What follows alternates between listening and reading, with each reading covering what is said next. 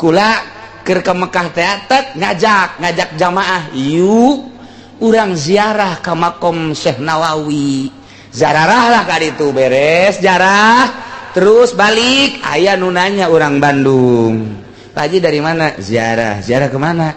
Ke Makla. Makom siapa tuh? Syekh Nawawi. Syekh Nawawi itu siapa?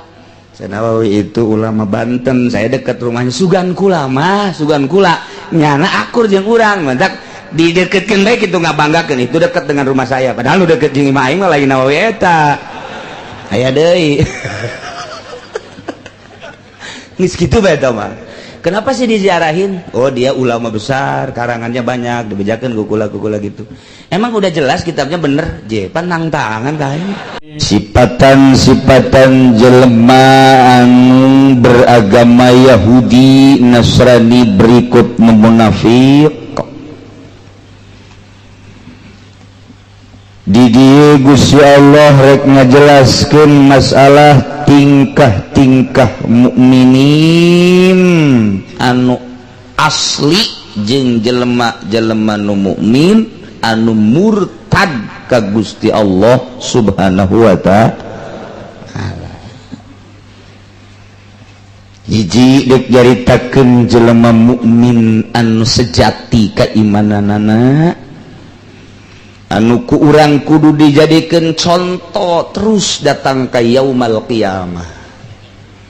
Nomor kadua dek nyaritakeun jelema anu babali kaimanan anu tadina iman ka Gusti Allah sareng ka Kanjeng Rasulullah, wari berbalik murtad jadi kafir deui. Nauzubillah min dzalik wa min dzalik. Iyalah ayat. Ya ayyuhalladzina amanu, wahai jelema-jelema nu ariman, alladzina isim mausul amanu silahna wal mausul fi wal mausul ma'silati fi quwatil mustaqbi sarwajin al mu'minuna wal mu'minat. Bahasana sahe jelema nu ariman rek lalaki rek awewe di mana bae ayana mayyal tadda minkum an dinihi, saha jelema anu murtad ti golongan aranjeun kabeh an dinihi jauh tina ninggalkeun agama Islam ku ari babalik ka agama kafir. Ta'eta fasaufa yatillahu, maka isuk besok bakal ngadatangkeun Allah ka kaum nu kaum eta teh gaganti daripada jelema nu murtad, yuhibbuhum wa yuhibbuna, cintaeun jasa Allah ka eta kaum ge cintaeun jasa ka Gusti Allah Subhanahu wa ta'ala. Ketika turun ayat ieu jelema murtad teh pancan aya. Jadi berarti ieu ngajelaskeun jelema nu bakal. Ai nu bakal makan isuk minggu hareup bulan hareup meureun di zaman Kangjeng Nabi aya keneh atawa sabada Kangjeng Nabi tos teu aya. Berarti ieu teh termasuk kana berita gaib.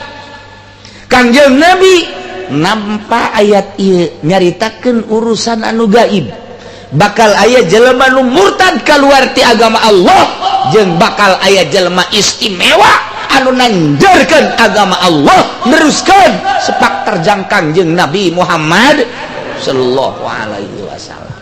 Encan ieu teh berarti ieu teh termasuk berita gaib, berarti mukjizat. Kangjeng Nabi nyaritakeun barang-barang anu gaib teh boro-boro ieu deui, paling sabulan 2 bulan satahun 2 tahun deui cacakan di jero kubur berita gaib dicaritakeun ku Kangjeng Nabi. Cacakan malaikat-malaikat anu aya di langit teh teka deuleu ku urang diberitakeun ku Kangjeng Nabi. Keun tabak kuari keneh isuk pageto mahsyarna mizanna siratal mustaqimna haudna neraka jeung sorgana geus dicaritakeun ku Kangjeng Nabi.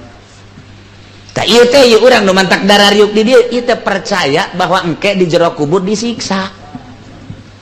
disiksa ieu teh aing teh mantak aing hayang ngaji abeh ulah disiksa teh ieu teh sanajan henteu dibukaan ge hatena pasti sia dibeuleum kajen kitu kajen kumaha kitu bae geus teu kudu ditanyaan deui sieun mantak ngaji kunaon embung ka neraka pasti kos kitu teh tapi cenah urang Cikupa mah lain kunaon sieun mantak ngaji kunaon janji jeung rangda beda tah mah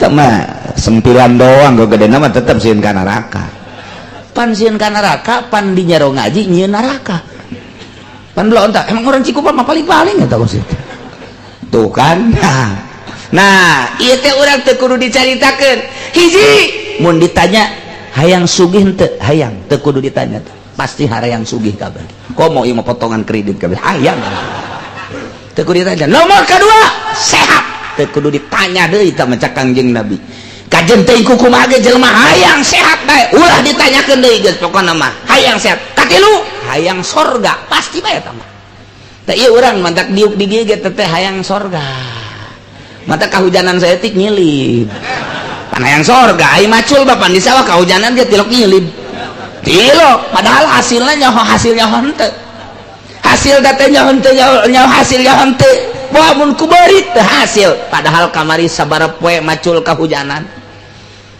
tapi iya ngaji mah jelas bakal dikawinkan jeung bidadari nyilib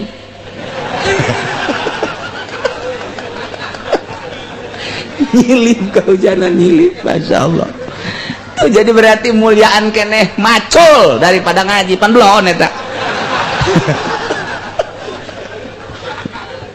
Masya Allah lantaran orang mah pandangan duniawi baik hayalan duniawi baik ukhrawi mah kurang teu kabayang-bayang nu mantak eleh bae tah nah supaya orang teger supaya orang mantep maka ngaji abe aya masukan jaai urang hudang ti peuting teh urang mah eleh kutunduh pan sebab duniawi pan urang mah teu hudang leng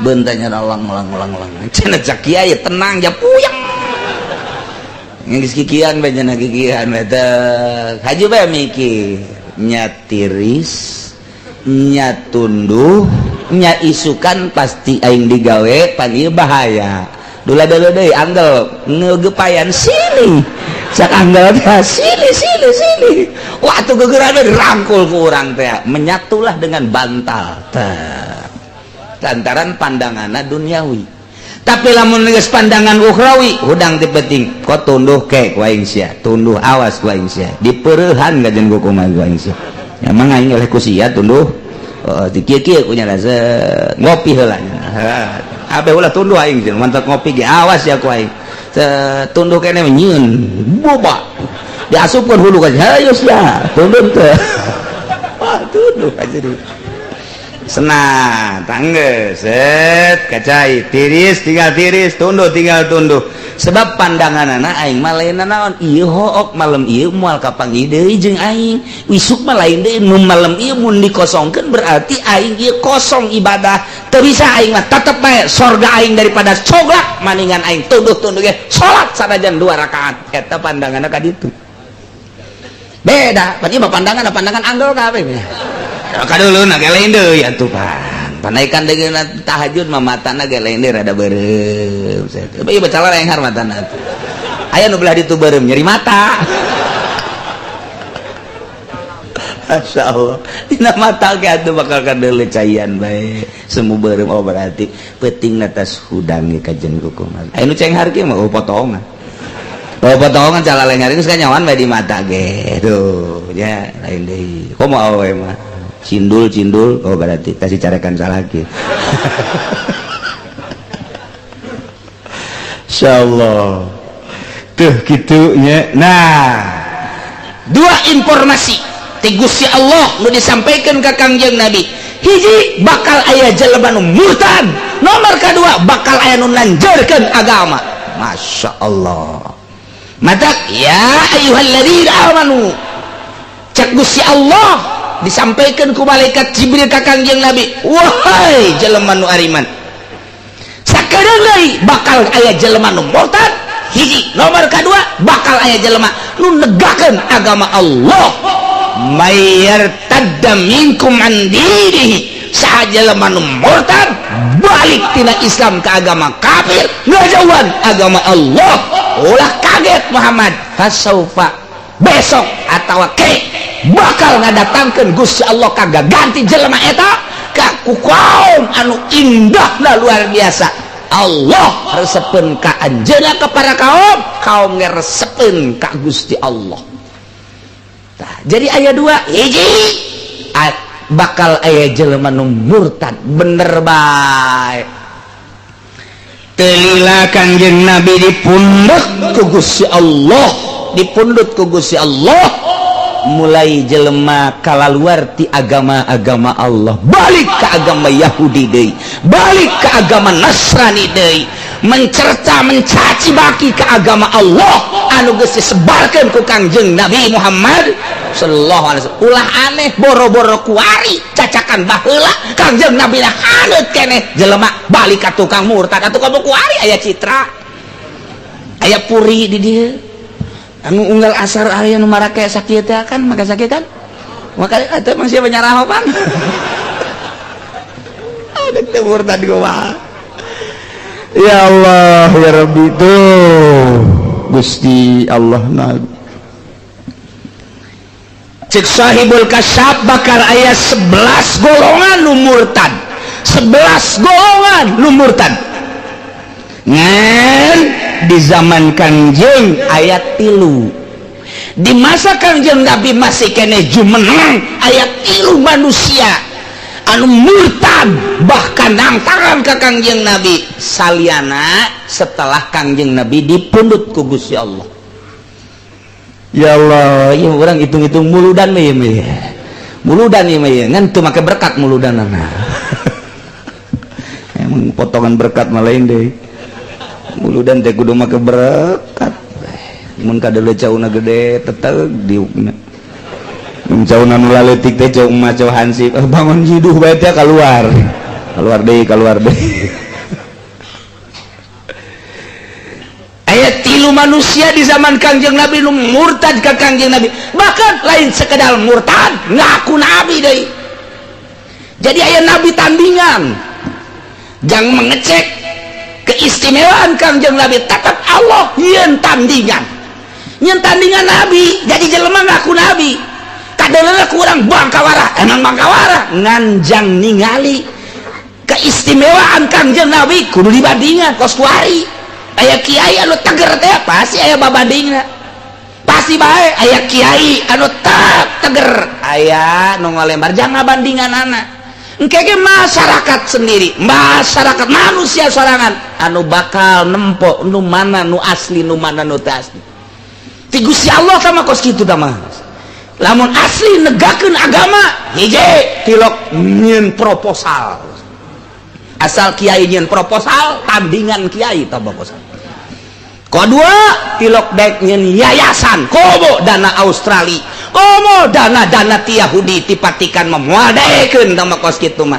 mun aya tandingan kiai bener tah tandingan tah geus kajian kumaha ge berdalih ka kaler ka kidul legeg ku sia dalil nu jelas lain nanjeurkeun agama Allah hayang meuli inova tah kiai sakitu bae titik bae geus pokona kudu aya tandinganana bae kajian kumaha ge sebab boro-boro kiai deui cacakan wali bae wali loba nu ngaku wali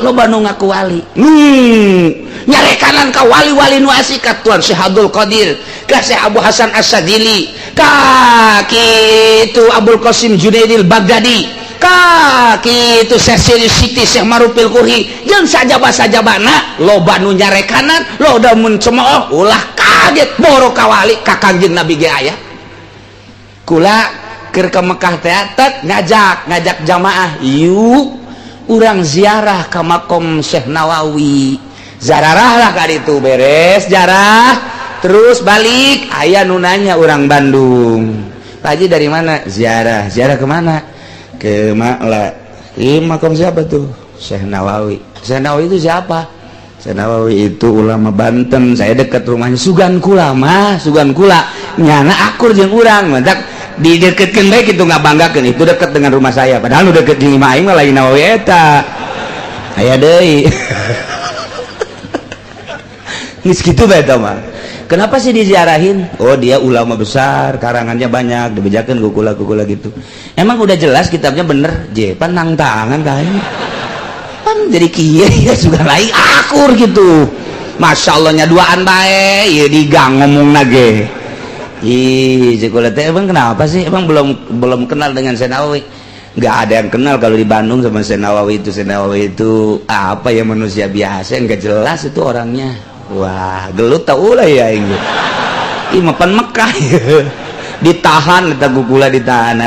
Udah gini aja, saya kamu. Nanti di akhirat kita ketemu. Nggak sebaik kula kacai baik. Nya nurukeun baik. Pan di akhirat. Tapi mendang sama para poe nyana datang deui ngajakan ngobrol deui. Ngajelaskeun Syekh Nawawi, kukula dijelaskeun teh, dibacakeun dijelaskeun tentang kewalian. Tetap nyana teu percaya orang ka wali-wali, barang diselidik kalau situ Bandungnya di mana? Pajagalan cekin. Oh, di situ mah banyak Persis ya. Mungkin Mas juga Persis ya. Mohon cenah. Wah, tuh Persis mah ulah ngobrol jeung abdi. Tuh jeung batu cek urang teh. Batunya namparah di dinya. Hampura ieu mah Mekah cak ulah teh. Masya Allah, aya beta pengalaman di Mekah kos kitu. Loba nu teu percayaeun ke para wali-wali Allah, ulah aneh kuari bage kuari nu datang ka kula ulah manusia biasa. Habib bae Habib aya anu nentang, Habib nu nentang ka kula aya sekelas Habib bae aya nu teu percayaeun ka kawalian Syekh Abdul Qadir Ajani. Atuh deuk nyaho di mana ngaji teu naon teu mah ngan saturunan-turunanana doanya na ai teu ngaji mah tetep bae kula pengalaman Habib bae aya nu teu percayaeun kana kawalian. Ngan lalaunan kukula Habib dipengkol-pengkol dilempengkeun mesti jamaah Habib cekula teh anu jadi imam terus kabladina rada sadar teu cacakan eta bae geus teu paham komo atuh nu teu ngararaji mentak dibawa kurang haolan ngajelaskeun tentang wali hiji nomor kedua supaya orang kabeungkeut ku wali Allah abadi akhirat anu ngaku sakitu doang. Jak ngandalkeun salat urang mah atuh mana andelanana mimiti Allahu Akbar teh jak geus hijrah hate urang mah mall aya awak di luhur sajadah aya hate keur di eskalator. Oh bermain. Masya Allah.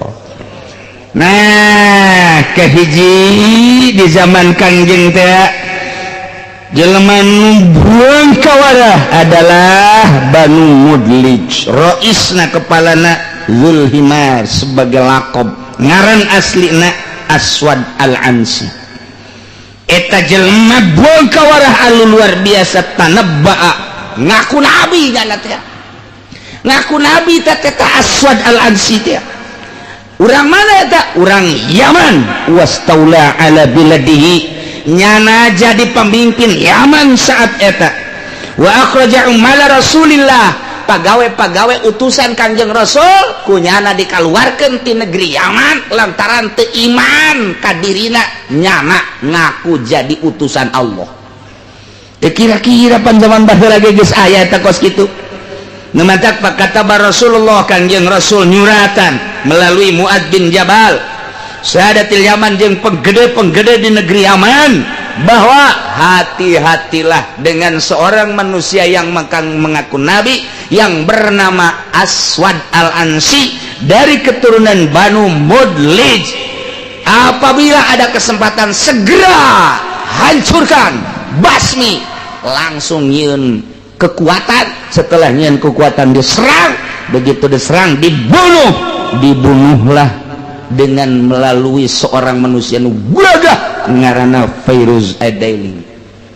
Setelah dibunuh dibakar imahna, dibeleuh imahna, dihancurkan, nyana segera ke Madinah laporan ka Kangjeng Nabi. Kangjeng Nabi ngadua alhamdulillahirabbil alamin, bunga anu luar biasa aya jelema nu wani luar biasa ngaranna Fairuz Ad-Daili hancur hiji.